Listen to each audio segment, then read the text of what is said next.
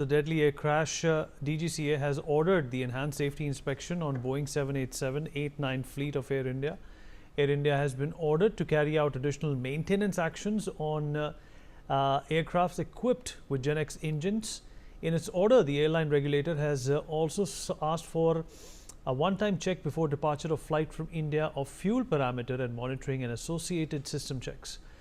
They have ordered inspection of cabin air compressors and associated systems as well, electronic engine control, system test and serviceability check of hydraulic systems as well.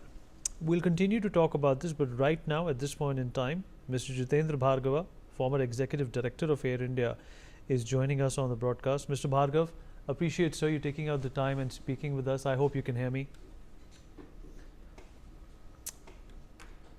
Sir.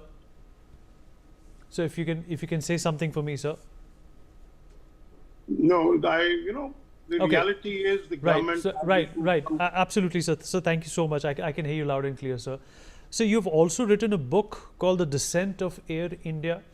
Do you think this air crash that has happened in Ahmedabad yesterday is the zenith of the descent of Air India? I'm making these two as an oxymoron. No, when an accident takes place, there could be multiple reasons. Let's not jump to conclusion and say it happened because there were some lapses on the part of the airline. I've maintained this constantly right from the time the accident took place. Let's await the outcome of a formal inquiry. In the aviation industry, we have systems which are laid out, followed by all airlines globally, and they do arrive at a conclusion after examining. The good part is that today they have found the black box, and black box is a device which records everything that's happened on board. Altitude, load, speed, conversation between the pilots in the cockpit, and everything is there. So that would give a clue to the investigators once they begin decoding the black box. So let's have patience. The Boeing team will be here. Air India people are here, the regulatory people are here. So it's a multi kind of a party because they're stakeholders. Everyone is a stakeholder in it. So they're going to be investigating and coming with a conclusion as to what went wrong. Because when you look at on the face of it, good weather, good visibility, aircraft, Dreamliner has a good track record. The commander had 8,200 hours of flying experience. Then what has gone wrong? And that's the million-dollar question that this investigators, when they get onto the task, starting today, will have to come forth and say, this is what went wrong and caused an accident.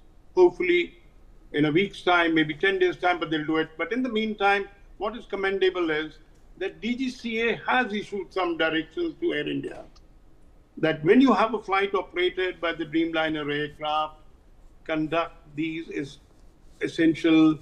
additional checks. Now that would probably boost passenger confidence in the aircraft and said, look, I can fly because there is a requisite kind of guidance issued. They are taking requisite safeguards to ensure that the flight is safe. So, I'm compelled to ask you this because even before this crash happened, Air India was fighting off an image problem because of lack of a number of facilities that passengers usually sign up for. Do you think, as a precedence, as a background of what India brings to the table, this air crash is being attributed to the standards also that Air India has gotten its patrons accustomed to?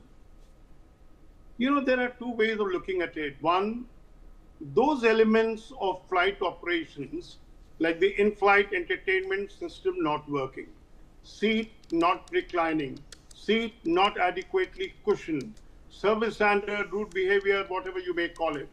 But these factors, while harming the airline's image, do not contribute to the safety or accident. It is the airworthiness of the aircraft that is responsible for the safe operation of flights.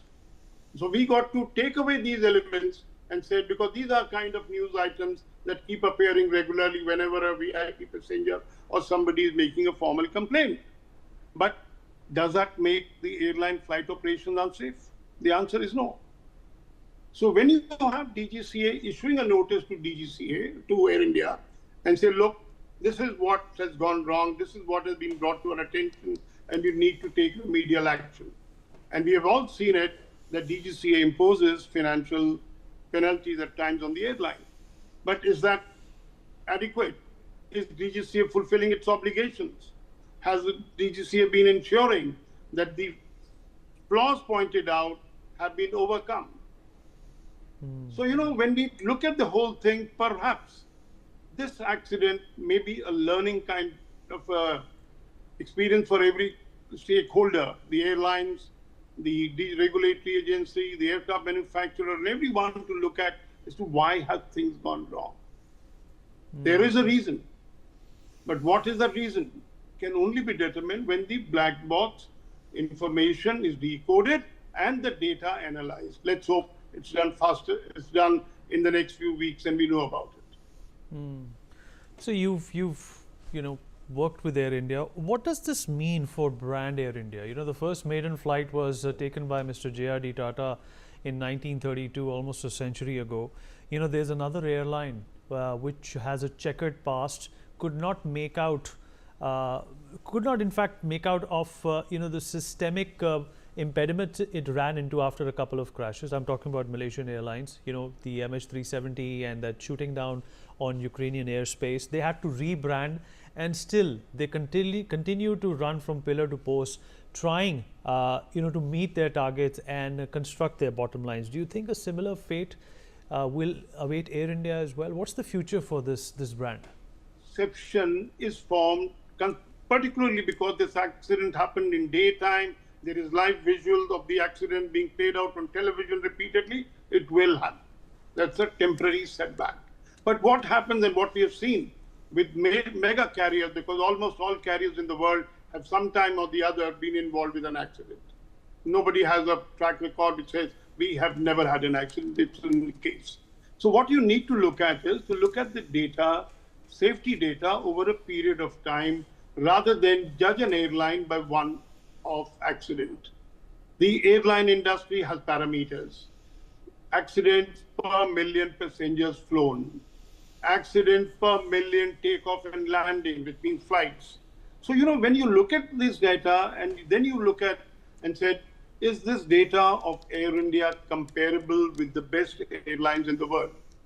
If it does, then Air India passes muster and said, look, it has a track record which can match the best in the world. But if it doesn't, then of course, something is wrong. But the truth is that Air India's safety record is as good as any other airline in the world. This accident notwithstanding, there will be a temporary setback, but let's hope it does not last very long and Air India is able to redeem the kind of loss in the reputation that it has suffered as a consequence of this accident. Mr. Bhargava, appreciate you joining us. Thank you so much, sir, for your candid responses. Appreciate it.